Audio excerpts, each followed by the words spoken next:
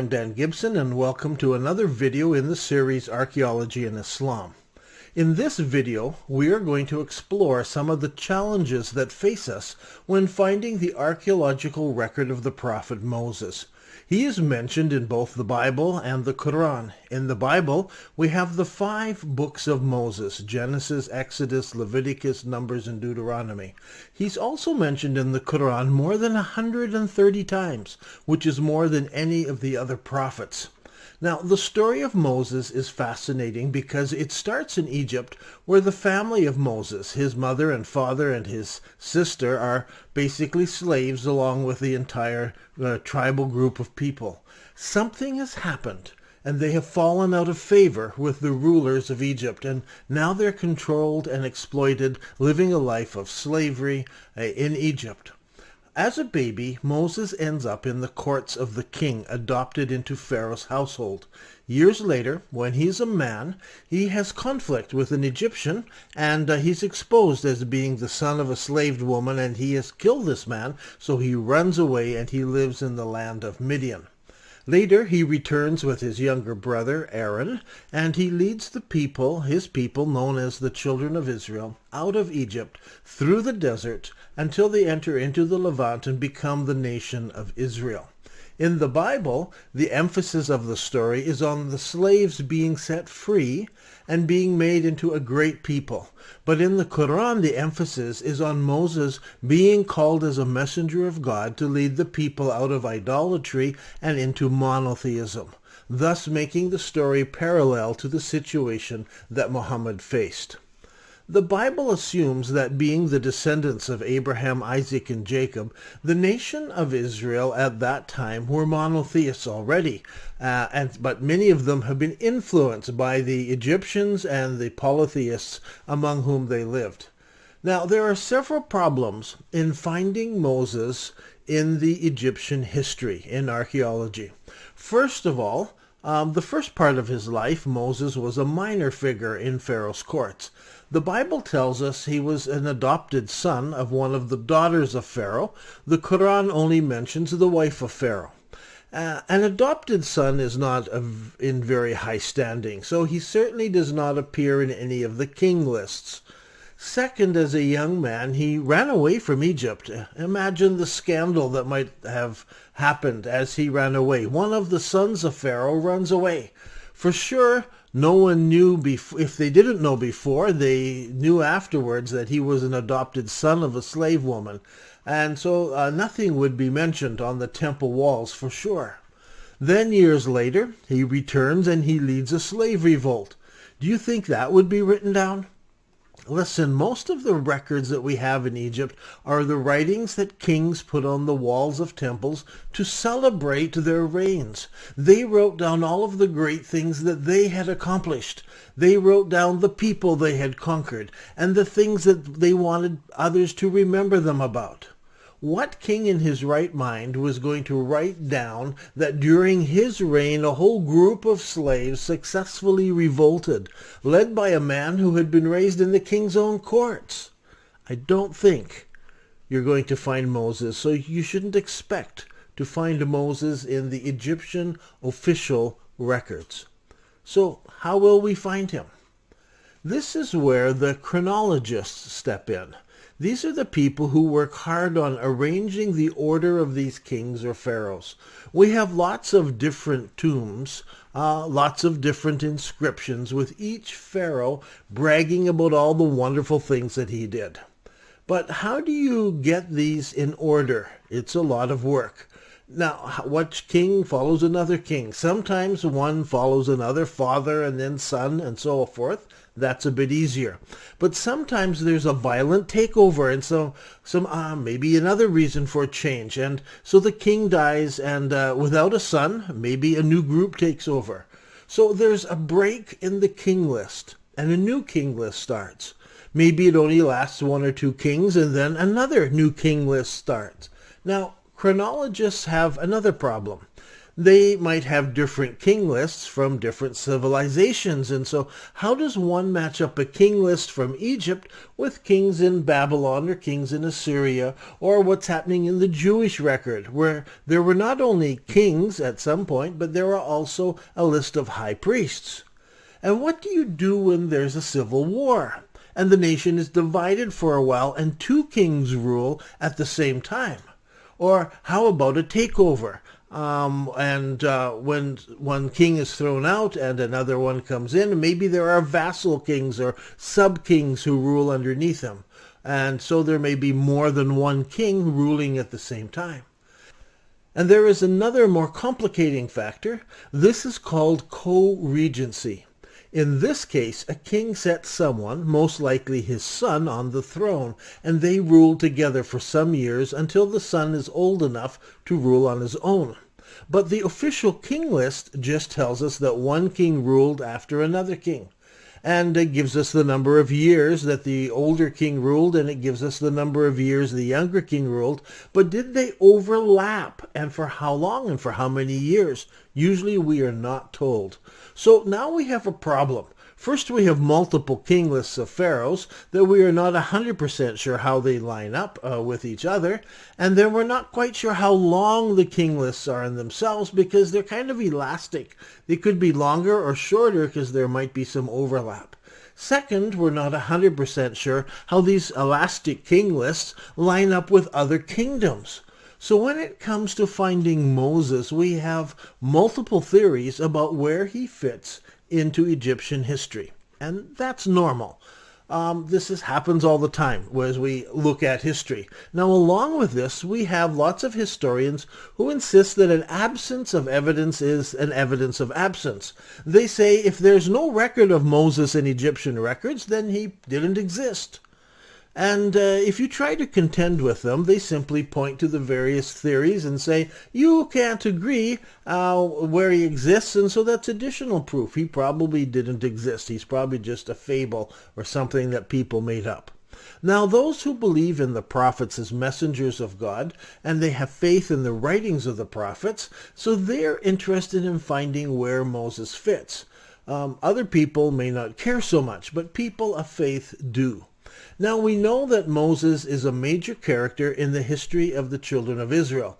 So we're looking for a bridge between the history of the children of Israel and the king list of the pharaohs to see how they fit. But the children of Israel did not have a king at this time. It would be hundreds of years before the children of Israel had a king. Now, they had a list, but it was a list of high priests, not kings.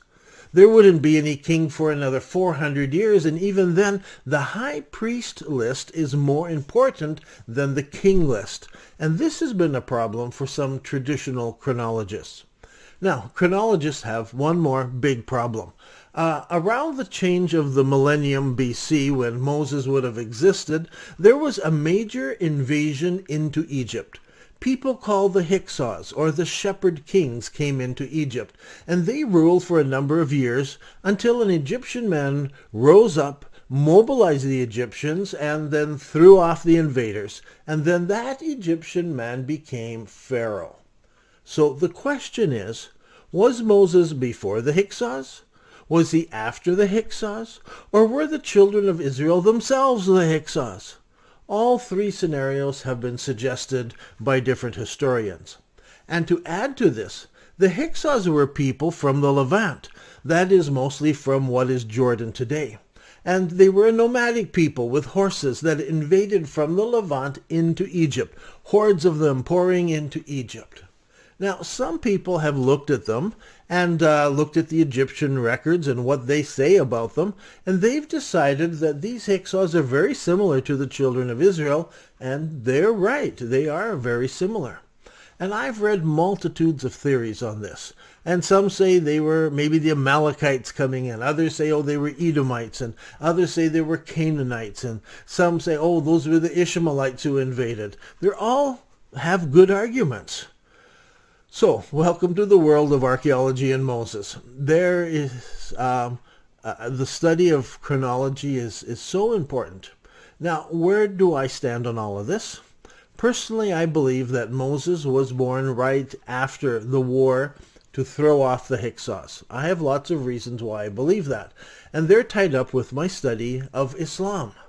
And when I look at the Quran and what does the Quran say and what do other histories say. So I'm going to explain my position in very broad terms and very simply. If you're interested in more details, you can read more in the book Quranic Geography. That is because I believe the Hyksos were the people of Ad, the people mentioned in the Quran. And in the last video, I associated Ad with the land of Uz, or the land of Uz, as the English translation tells us. Now, here's a chart made from the Bible that describes the nations that emerged from the Middle East. It starts with Noah and his sons on one end, and it expands as we move along to the offspring of Abraham. This chart is just a map of what the Bible gives us and all of those long lists of so-and-so begat so-and-so who begat so-and-so and so forth. My grandfather and my father worked on this and produced this chart many years ago, and I found it very, very useful. Now, regardless to your opinion of this list, whether it reflects the truth or not, it demonstrates how the tribes in the Middle East saw their descendants. In much the same way, I have sat in Bedouin tents and listened to them giving their chronologies. They go back generation after generation, and it's important to them. Is it important they're 100% correct? Well, what's important is to try to understand how do they see their own history? How do they see how their family and their tribe all fit together in the worldview of the Bedouin? Now, years ago I lived with the Drausha tribe, and they were a sub-tribe of the Hawitat, and the Hawitat were just a large tribe that were a sub-tribe of the Bedouin and the different Bedouin groups that were there. Now, all these tribes have history that reaches far back into time. That's why this chart is important. It is showing us the history as the people would have seen it and as recorded in the Bible.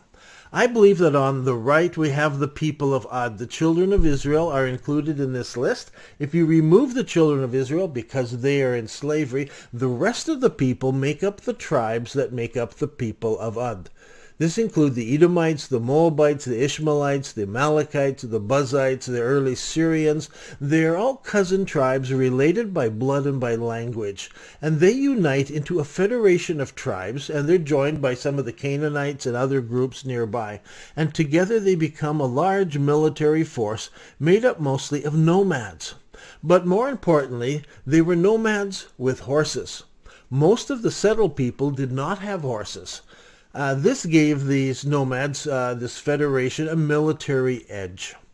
Their base of operation was around the Petra area going down into Wadi Rum, and this area was known as Imram rather than just Ram. It's Imram, the early name. And in Imram there were mountains with lofty cliffs that looked like pillars.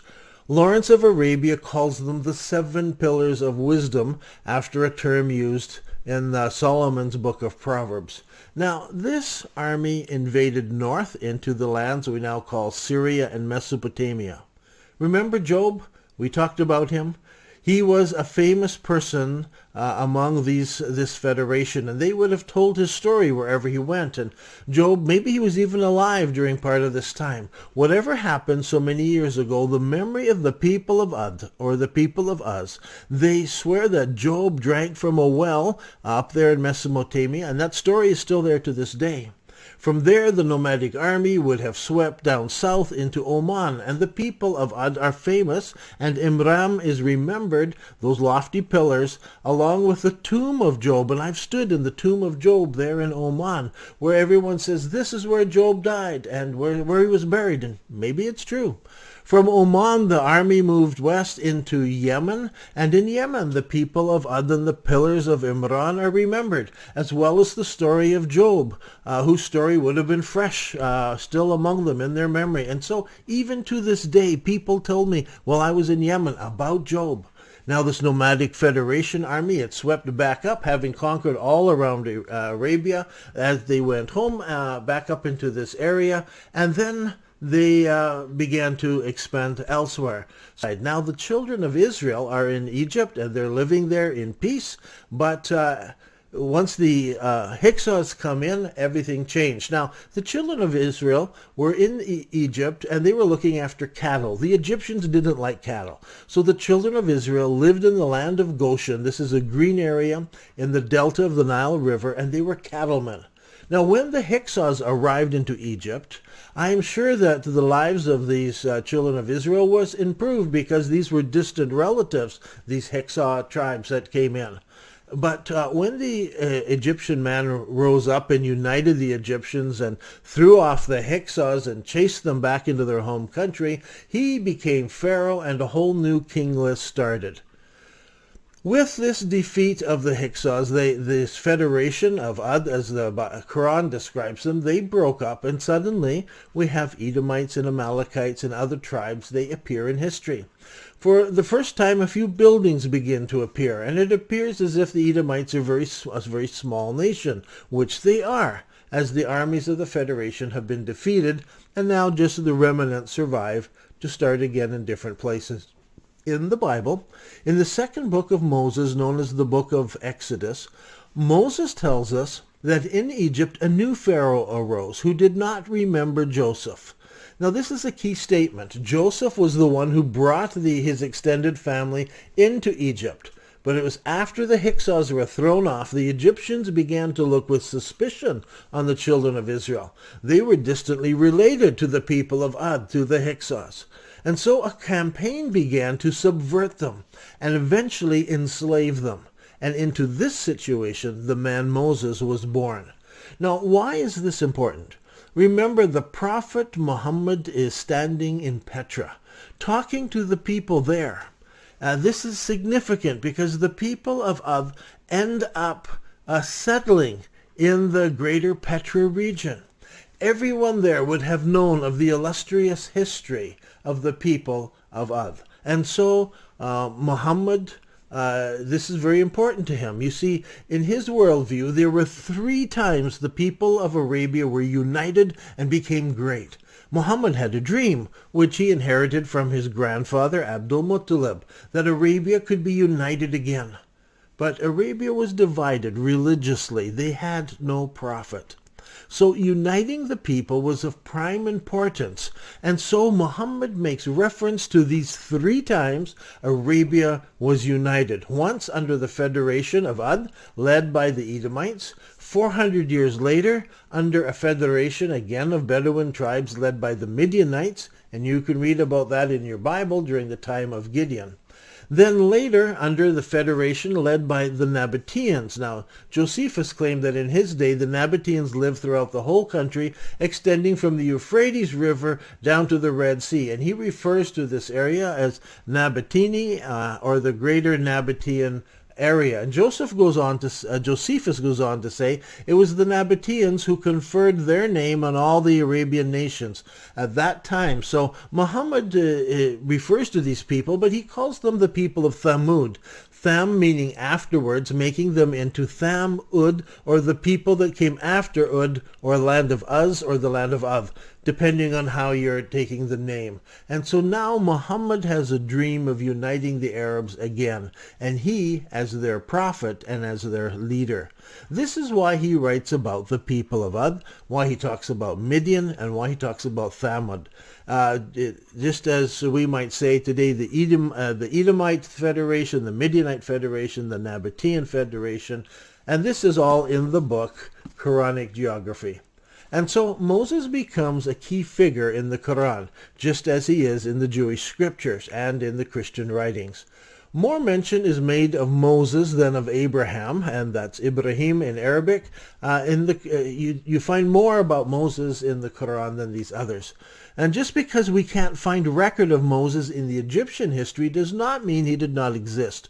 Memory of him is alive and well throughout the Middle East, in the records of the Jews and of Muslims and of Christians. Don't expect to find him on temple walls, or don't expect to find him in the king lists, because he led a group of slaves out of Egypt, and he revolted, and the armies of Pharaoh were destroyed in the river, although it doesn't tell us that Pharaoh himself died there. So we're not looking for a king who died in the water. It doesn't tell us that specifically. It tells us his armies perished there. And so we hunt for Moses, and I believe we can find that Pharaoh and we can find that record. It's all in this book, Quranic Geography. So I'm Dan Gibson, and this has been another video in the series Archaeology and Islam.